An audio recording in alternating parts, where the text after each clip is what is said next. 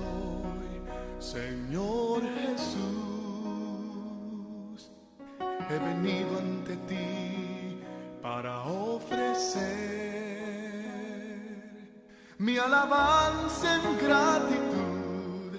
Tú eres digno, mi Jesús, de recibir la gloria y el honor. Aquí estoy, Señor. Hola, amada iglesia, bienvenidos una vez más a la predicación de la palabra. Recuerde siempre que para recibir el mensaje del Señor, primero debemos tener esa disposición en nuestro corazón, disposición para oír, para escuchar, para penetrar, para compenetrarse con la palabra. Yo le invito entonces para que su corazón se compenetre directamente con el Señor y con su palabra, y así ella va a dar el fruto que el Señor espera y que nosotros también anhelamos. Amén. Que Dios lo bendiga, y yo lo invito para escuchar esta palabra que se llama Santifica el Atrio. Y vamos a ver el significado de esta palabra en una historia maravillosa de nuestro Señor Jesucristo que se encuentra en los 4 evangelios, pero vamos a leer el evangelio de Juan. Juan capítulo 2, versículo 13. Juan capítulo 2, versículo 13. Y escuche esta historia que usted la conoce muy bien, pero que hoy nos va a dejar una gran enseñanza. Cuando se aproximaba la Pascua de los judíos, subió Jesús a Jerusalén, y en el templo halló a los que vendían bueyes, ovejas y palomas, e instalados en sus mesas a los que cambiaban dinero. Entonces, haciendo un látigo de cuerdas, echó a todos del templo, juntamente con sus ovejas y sus bueyes, regó por el suelo las monedas de los que cambiaban dinero y derribó sus mesas. A los que vendían las palomas les dijo: saquen esto de aquí. ¿Cómo se atreven a convertir la casa de mi padre en un mercado? Y si lo cree, diga amén y amén. Como le decía, este evento, esta historia maravillosa que la escuchamos y la hemos escuchado y la hemos conocido mucho, se encuentra descrita en los 4 evangelios. En los 4 evangelios, y incluso Mateo, Lucas dicen: porque han convertido mi casa en una cueva de malhechores, en una cueva de ladrones. Esta escena definitivamente nos marca la entrada de nuestro Señor Jesucristo al templo, el cual lo encuentra lleno de mercaderes, y se enfurece grandemente y los echa del templo, porque la casa de Dios se había convertido en un mercado. Ahora, ¿cuál es esa enseñanza? Si la palabra de Dios dice que Dios no habita en templos construidos por el hombre, entonces, ¿cuál es la enseñanza? ¿Por qué tanto celo y tanto furor de nuestro Señor Jesucristo por la casa de Dios? Y luego nosotros vemos que en el Nuevo Testamento el Señor nos dice que Él no habita en templos construidos por el hombre. Mire lo que dice en el libro de los Hechos. Váyase a Hechos, en el capítulo 17, Hechos 17, podemos encontrar esa afirmación en los versículos 24. Dice Lucas: el Dios que hizo el mundo y todo lo que hay en él es Señor del cielo y de la tierra. No vive en templos construidos por hombres. Lucas, que escribe el libro de los Hechos, está manifestando esta verdad. Ni se deja servir por manos humanas como si necesitara de algo. Por el contrario, Él es quien da a todos la vida, el aliento y todas las cosas. Amén, iglesia.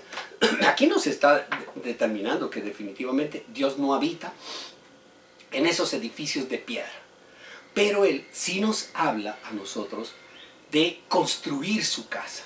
Y es allí donde de pronto podemos entrar en una confusión. ¿Cómo así? Vemos a Jesús con un celo. El celo de mi casa me enciende, me enfurece. Lo vemos nosotros. Luego nosotros vemos en Hechos, diciéndonos en Hechos 17, que Dios no habita en templos construidos por hombres, pero luego nos dice que debemos construir su casa. Aquí mismo, en el libro de Hechos, hay unas hojitas más atrás, en el capítulo 7, podemos encontrar esa aseveración. Hechos capítulo 7, versículo 48, el 48 y 49. Sin embargo, el Altísimo no habita en casas construidas por manos humanas. Nuevamente la reafirmación. Como dice el profeta, el cielo es mi trono y la tierra el estrado de mis pies. ¿Qué clase de casa me construirán? Al mismo tiempo aquí nos dice, bueno, si el Señor es dueño del cielo y de la tierra y que no habita en nada, en ninguna casa, en ningún templo construido por los hombres, entonces hace la pregunta, ¿qué clase de casa me construirán o qué lugar de descanso? Iglesia, el apóstol Pablo nos aclara esta pregunta, estas dudas, estas inquietudes de ver que la palabra de Dios no es que se esté contradiciendo, antes por el contrario, está reafirmando una verdad maravillosa. Y el apóstol Pablo, en la primera carta a los Corintios, en el capítulo 3, nos reafirma o nos da la claridad de lo que el Señor manifiesta, de lo que el Señor quiere. En el versículo 16, primera de Corintios 3, 16, escuche lo que dice. ¿No saben que ustedes son templo de Dios y que el Espíritu de Dios habita en ustedes? ¡Wow! ¿Perdón? Si alguno destruye el templo de Dios, él mismo será destruido por Dios, porque el templo de Dios es sagrado y ustedes son ese templo. Amén. Gloria a Dios. Aquí el Señor nos está afirmando definitivamente que nosotros somos el templo de Dios. Y cuando Dios dice, ¿qué casa me van a construir? Entonces ya vemos nosotros a qué casa es la que se está refiriendo. Ahora piense por un instante. Si nosotros somos la casa del Señor, si nosotros somos el templo de Dios, entonces no podemos convertirlo en un mercado. Entonces no podemos convertirlo en una cueva de ladrones. Yo espero que usted me haya entendido la aseveración y la realidad de la palabra de Dios.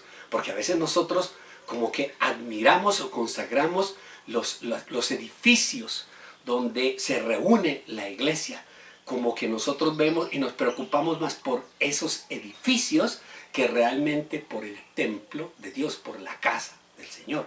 Ahora, para poder comprender esta verdad teológica, recordemos que el templo en el Antiguo Testamento y en la época de Jesús tenía tres partes. Estaba constituido por tres partes. El templo, que fue una organización del tabernáculo. Después de que ya se puede construir el templo, porque el tabernáculo era portable, lo llevaban de un lado para otro. El tabernáculo tenía tres partes, que era el atrio, el lugar santo y el lugar santísimo. Ahora, de igual manera, el templo ya construido tiene el atrio, el lugar santo y el lugar santísimo. El atrio era el patio exterior, la parte exterior, la cual todos podían ver y visitar. Incluso en el atrio, en la época de Jesús, en ese atrio estaba dividido el atrio, porque había una parte que le llamaban el atrio exterior o el patio exterior, al cual incluso podían ir los gentiles. Podían acercarse los gentiles y podían llegar los gentiles allí también. Y en una parte del atrio exterior, que era el atrio, el patio de los judíos, donde iban única y exclusivamente el pueblo judío, y el cual estaba dividido en dos sectores, un lugar para hombres y otro lugar para mujeres. Allí se hacía la adoración externa con animales que se traían para el holocausto, para el perdón de los pecados, etc. Ahí podían hacer y entregar sus ofrendas, hacían todos los sacrificios el pueblo. Pero luego, después del atrio, venía el lugar santo, donde solo entraban los sacerdotes. Donde solo los sacerdotes podían entrar, pero ellos antes de entrar se lavaban los pies y las manos en una fuente de bronce que se encontraba entre el atrio y el lugar santo. En la entrada se lavaban los pies y las manos. Dentro del lugar santo se encontraba el candelabro, que es conocido como menorá para el pueblo judío. Se encontraba la mesa de los panes, que se conoce también como la mesa de la propiciación, o la mesa de la proposición, o la mesa de la presencia de Dios. Y estaba el altar para el incienso. Ese era el lugar santo donde estaba dividido.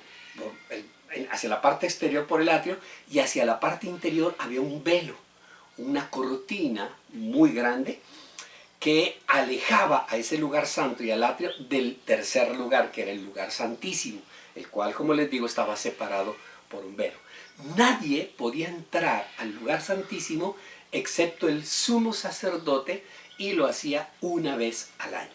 En ese lugar santísimo, donde la presencia de Dios se manifestaba, estaba el arca de la alianza, y allí no había no había luz artificial como en el lugar santo, que sí, con la menorá, con el candelabro, habían 7 luces, 7 candelas que iluminaban ese lugar. En el lugar santísimo no había ningún tipo de luz artificial, solo y exclusivamente estaba la luz de Dios. Y estaba el arca de la alianza, donde entraba, y por supuesto, el incenciario para hacer toda la adoración y todas las ofrendas de aroma agradable para el Señor. Ahora bien, esa es la descripción del templo.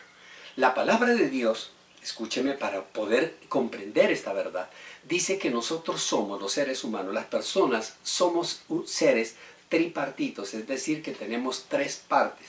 Tenemos cuerpo, tenemos alma y tenemos espíritu. Muchas veces las personas dicen, no, el hombre es bipartido, es decir, tiene únicamente cuerpo y alma, porque confunden o creen que el alma también es el cuerpo. Pero si nosotros vamos a Tesalonicenses, a primera de Tesalonicenses, lo podemos aclarar en el capítulo 5, en el versículo 23. Escuche lo que dice: que Dios mismo, el Dios de paz, los santifique por completo y conserve todo su ser. ¿Cuál ser? Todo su ser: espíritu, alma y cuerpo. Aquí Pablo a la iglesia de Tesalónica le está hablando que el ser, la constitución del ser humano está compuesto por espíritu, alma y cuerpo. Irreprochable, que los conserve irreprochable, para eso les pide la santificación para la venida de nuestro Señor Jesucristo. Iglesia, esta estructura de nuestro ser nos permite, entonces, ya conociéndola así, asociarla con el templo. Si el ser humano es un compuesto de 3 partes, el templo es un compuesto de 3 partes. El cuerpo es el atrio, que es la parte exterior, con la cual nosotros nos relacionamos, es la parte externa. El alma, que es el lugar santo, donde tenemos acceso nosotros, no más. Son nosotros, ahí están nuestros sentimientos, nuestras emociones, nuestras angustias, nuestras dudas. Y el espíritu, que es donde está la presencia de Dios, que nosotros lo podemos decir nuestro corazón, el espíritu, donde se encuentra Dios, donde nosotros tenemos una relación con Dios, no en el cuerpo, no tenemos una relación con Dios, no en el alma, sino en el espíritu. Amén, iglesia. Ahora bien, esta palabra nos dice que el propósito de Dios es santificarnos por completo, es decir, purificarnos. Al purificar el templo, cuando purifica el templo nuestro Señor Jesucristo, se ocupó especialmente del atrio. Porque cuando llega Jesús en este evento que nosotros acabamos de leer, y saca y encuentra a los mercaderes se habían ocupado del atrio, el acceso. Ellos no tenían acceso al lugar santo y mucho menos al lugar santísimo, pero el atrio sí, y el atrio es el que lo habían convertido en un mercado. Ahí es donde se hacía todo. Ahora, ¿por qué los mercaderes se habían hecho ahí? ¿Por qué se hicieron allí? Porque como todo el pueblo judío llegaba a hacer ofrendas, entonces ahí comenzaron a venderse los diferentes animales para las ofrendas. Ahí se, mira, tú vas para el templo, vas a ofrecer tu holocausto, te ofrezco esta oveja, te ofrezco este carnero, te ofrezco este palomo, te ofrezco esta paloma, te ofrezco este pichón, etc. Todos los animales para las ofrendas. Además de eso, también las ofrendas se hacían en especies, se hacían especialmente en la harina, etc. Todo eso lo comerciaban. De igual manera, la moneda, cuando se iba a dejar las ofrendas en el dinero, en el templo única y exclusivamente se recibía la moneda hebrea. La moneda hebrea era lo único. Pero como había tantas monedas griegas, había denarios, habían con inscripciones de cada emperador de Roma sacaba una moneda, entonces había muchas monedas, entonces había muchos cambistas que cambiaban las monedas. Tú vas a ir a ofrendar, pues los denarios no te sirven porque son romanos, tienes que llevar ciclos, que son la moneda hebrea, y por lo tanto la cambiaban. Ese era el mercado en el cual nuestro Señor Jesucristo lo encontró, y era el mercado en el atrio.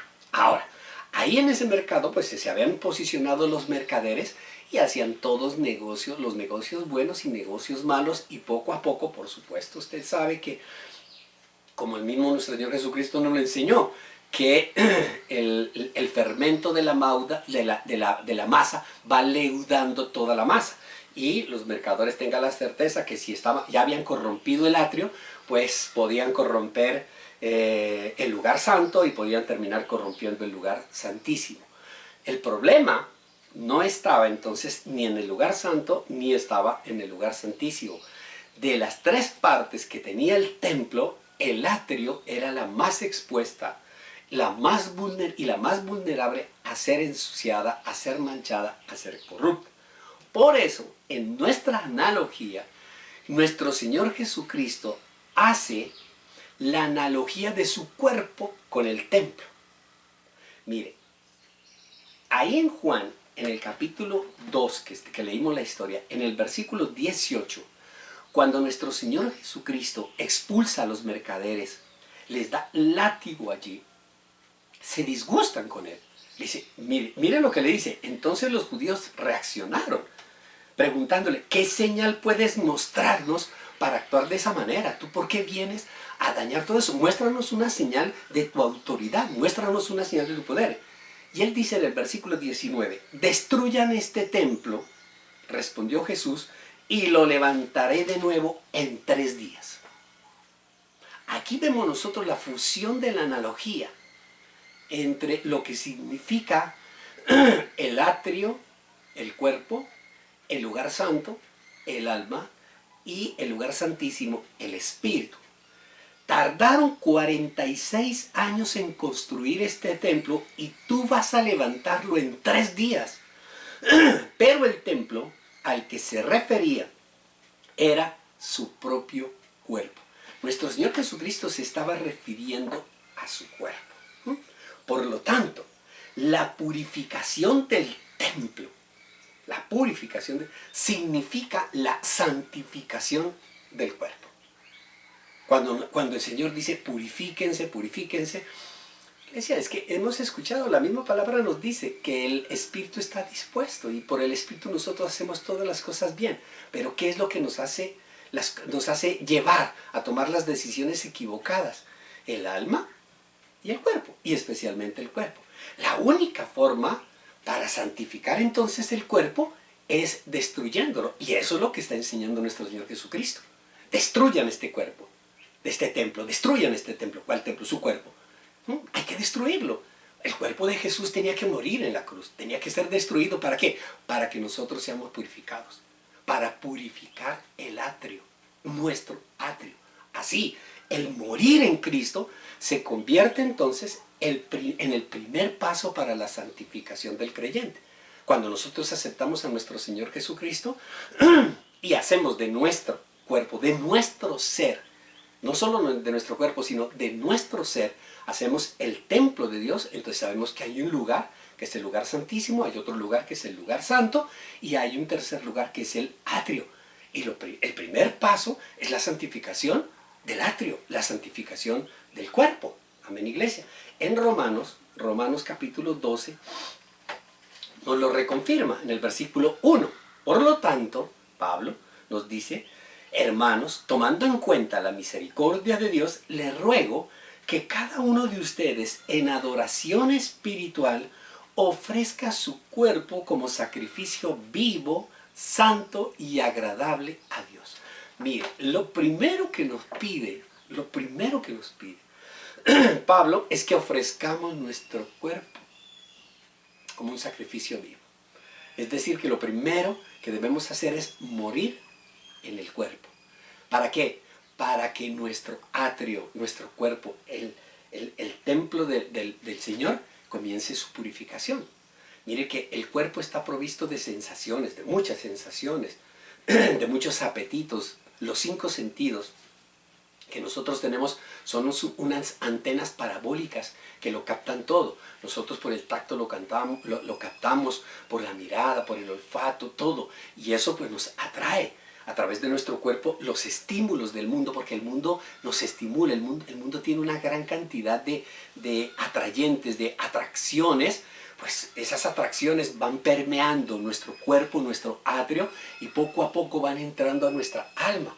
A través de todas esas sensaciones que nosotros podemos ver, nuestra alma, nuestros sentimientos, nuestras emociones, todo, absolutamente todo ese cúmulo de expresiones, de manifestaciones en el alma, pues van a ser afectadas por lo que estamos viendo. ¿De qué nos estamos alimentando? Si nos estamos alimentando de las cosas materiales, de los estímulos del mundo, pues en nuestra cabeza, en nuestra mente, en nuestros sentimientos, pues irán a pensar de la misma forma. Amén, iglesia. La actitud que tuvo el Señor para con los mercaderes en el atrio debe ser la misma, esa actitud de expulsarlos, debe ser la misma que debemos tener nosotros con todo aquello que nos afecta en el cuerpo, expulsarlo también. Es decir, nosotros también espiritualmente tenemos que sacar ese látigo espiritual, porque el Señor fue muy severo. El Señor dice la palabra que hizo de las cuerdas. Ahí en ese lugar había muchas cuerdas con las que se amarraban a los animales y toda la cosa. Y lo que hizo fue trenzar una cuerda de esas y los echó. Nosotros no lo vamos a hacer por muchos años. Mire, en la Edad Media azotaban el cuerpo, lo azotaban el cuerpo. Pero es que el Señor nunca nos ha dicho que nos azotemos, sino por el contrario. Él se está refiriendo a que la única forma para santificar nuestro cuerpo es a través de la adoración espiritual. Es decir, que debemos comprender las analogías que el Señor hace a través de su palabra entre lo material y lo espiritual. Esas analogías que en muchas oportunidades nosotros las encontramos en la palabra de Dios. Debemos santificar nuestro atrio, o sea, nuestro cuerpo a través de la unción del Espíritu Santo. ¿Para qué? Para que no contamine ni entorpezca el funcionamiento de nuestra alma y de nuestro espíritu. Miren lo que dice Mateo, para que lo podamos entender esas analogías. Mateo en el capítulo 18, que yo sé que usted lo ha leído y lo recuerda. Y ahí me va a entender sobre la analogía de no azotar el cuerpo físicamente, sino entender esa relación que el Señor nos hace. Mateo capítulo 18, versículo 8. Escuche lo que dice la palabra de Dios. Si tu mano o tu pie te hace pecar, córtatelo y arrójalo. Otro día, bueno, y entonces si yo me tengo que azotar, entonces yo me tengo que cortar la mano y el pie. Más te vale entrar en la vida manco o cojo que ser arrojado al fuego eterno, con tus 2 manos y con tus 2 pies. Y si tu ojo te hace pecar, sácatelo y arrójalo. Más te vale entrar tuerto en la vida que con los 2 ojos y ser arrojado al fuego del infierno. Es decir, que debemos nosotros manejar, entender el equilibrio de las funciones. Para que usted me entienda, nosotros tenemos que aprender a ser amos, mayordomos y criados. 3 cosas. Nosotros somos amos, somos mayordomos y somos criados. En la analogía, en nuestra relación, el espíritu es el amo. El espíritu es el que domina. Él es el que se encarga absolutamente de todo, y él encarga los asuntos al mayordomo, es decir, al alma. El espíritu de Dios, encarga los asuntos. Es decir, cómo del alma te manifiesta a ti cómo te tienes que comportar. Entonces el espíritu le dice al alma.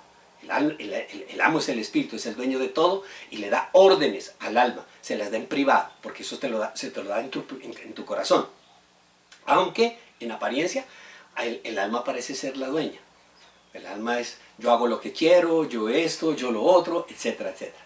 En cambio, el alma es el mayordomo, porque el alma no es dueña, nosotros no somos dueños de nuestra vida. La gente lo escucha y la gente dice, no, yo soy dueño y yo puedo hacer con mi vida lo que yo quiero. No, pero es que nosotros le pertenecemos a Dios. Es Dios el dueño de nuestra vida. Él nos la ha dado a nosotros el alma en mayordomía. Y Él ordena, el alma como mayordomo, ordena al criado.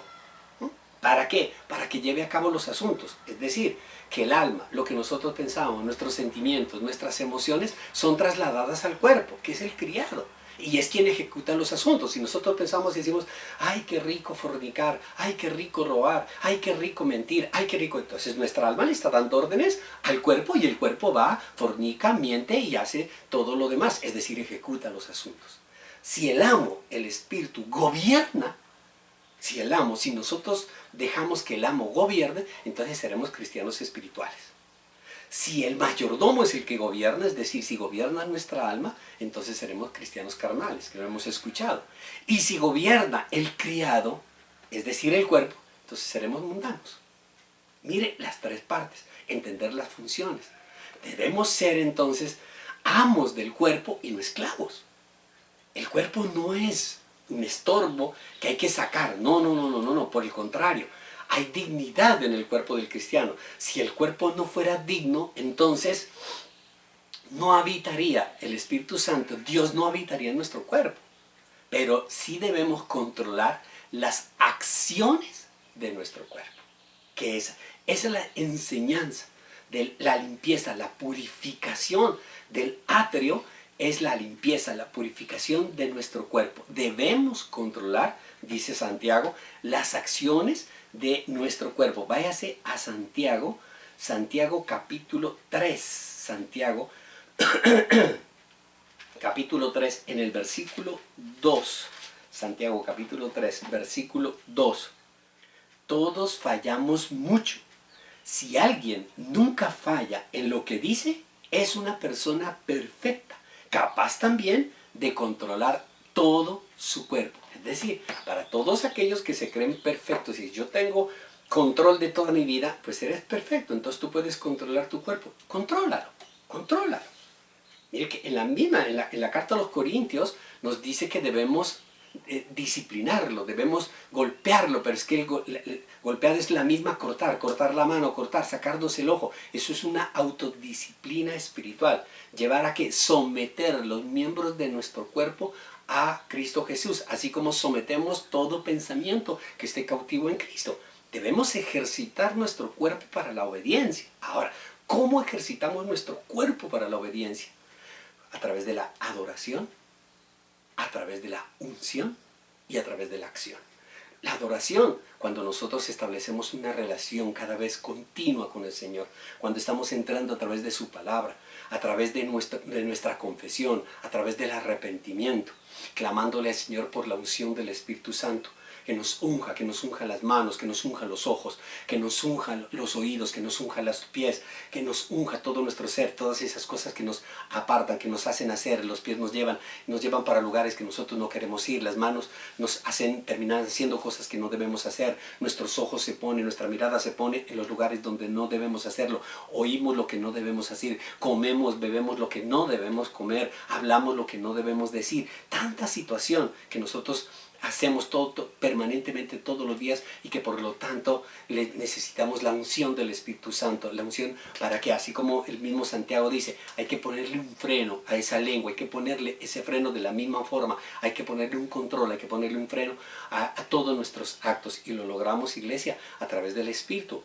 Si nuestro cuerpo va a ser el amo, pues jamás vamos a tener parte con Dios. Si nosotros dejamos que el Espíritu de Dios gobierne nuestra vida, que Él sea quien guíe nuestro caminar y nuestro actuar, pues nuestra alma, nuestros sentimientos irán encaminados a la purificación del atrio, a la purificación del templo, iglesia. De lo contrario, nos vamos a apartar, no vamos a poder caminar con el Señor. Usted recuerda que cuando nuestro Señor Jesucristo iba a lavarle los pies a sus discípulos, terminó diciéndole Pedro, Señor, tú no me vas a lavar los pies. ¿Y qué le dijo?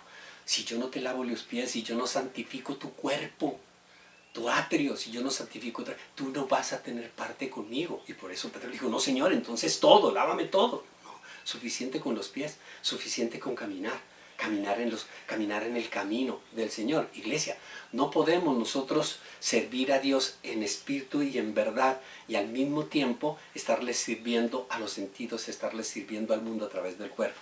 así vayamos nosotros a la iglesia, así estemos nosotros congregándonos, etc. No podemos nosotros establecer, no se puede servir a dos señores. Esa fue la razón por la cual nuestro Señor Jesucristo disciplinó el atrio. Disciplinó. El Señor no se preocupó por el lugar santo y el lugar santísimo. Él no se preocupa tanto por nuestra alma y por nuestro espíritu. Él se preocupa muchísimo por nuestro cuerpo, porque Él sabe que es allí, en el atrio, donde se gestan toda la cantidad de pecados, y por eso lo que hace Él es echar del atrio todo aquello que ofende su santidad. Todo aquello. Debemos expulsar nosotros todo aquello que afecte nuestro cuerpo. ¿Para qué? Para que no dañe nuestra alma. Porque todo ese cúmulo de manifestaciones, de estímulos externos, pues contagian nuestra alma y van a terminar contagiando nuestro espíritu. Por eso, expulsar del atrio, expulsar de nuestro cuerpo todo aquello que contamine nuestro ser es el primer paso en nuestra santificación. Nuestro primer paso. Lo hacemos a través de la confesión, lo hacemos a través del arrepentimiento, reconociendo.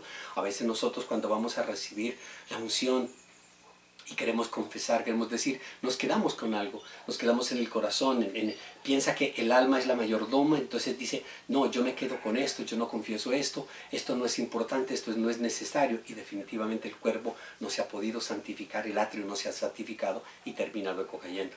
Debe ser la santificación una práctica constante para morir en la carne.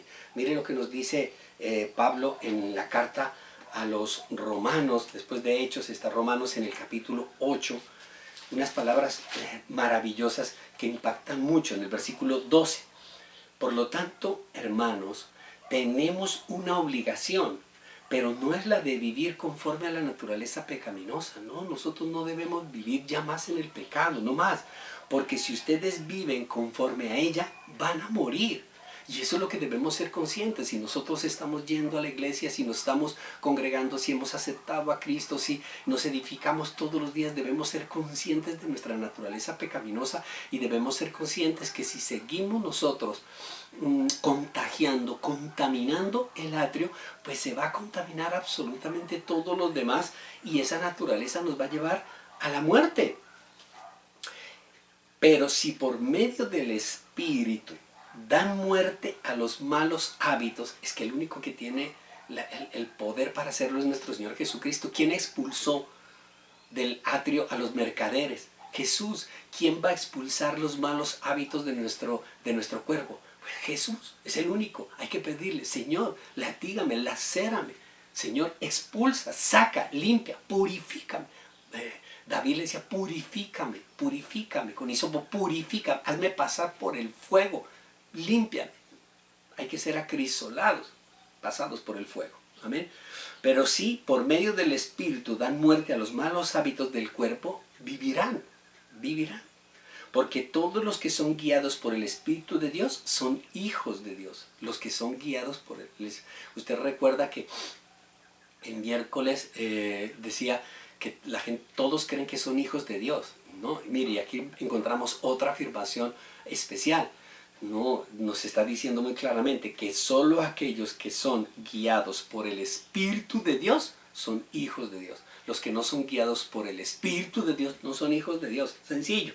Y ustedes no recibieron un espíritu que de nuevo los esclavice al miedo, sino el espíritu que los adopta como hijos y les permite clamar Abba, Padre. O sea, papá, es mi relación con Él como Padre.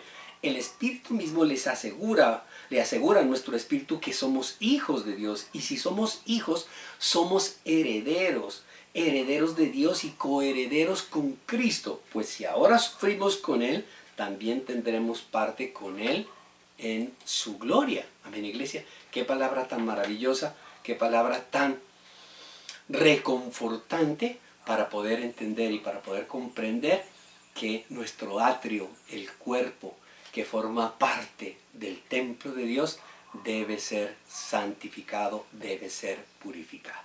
Y si usted lo cree, diga amén y amén. Gloria a Dios. Gracias, amado Señor, Dios bendito, Dios todopoderoso, por tu bendita palabra, la cual sembramos en nuestro corazón. Y te pedimos, amado Señor, Que seas tú, Señor, obrando y limpiando, Señor, todo nuestro corazón, toda nuestra mente, nuestra alma, purificando, Señor, todas nuestras acciones, Señor. Y gracias, amado Señor, porque reconocemos que quien gobierna y quien reina en este templo que es tu casa es el Espíritu de Dios. A ti sea, Señor, todo honor, toda honra y toda gloria en el nombre de Jesús. Amén y amén. Que Dios me los bendiga. Un abrazo a todos. Bendiciones. Nos vemos pronto. Chao.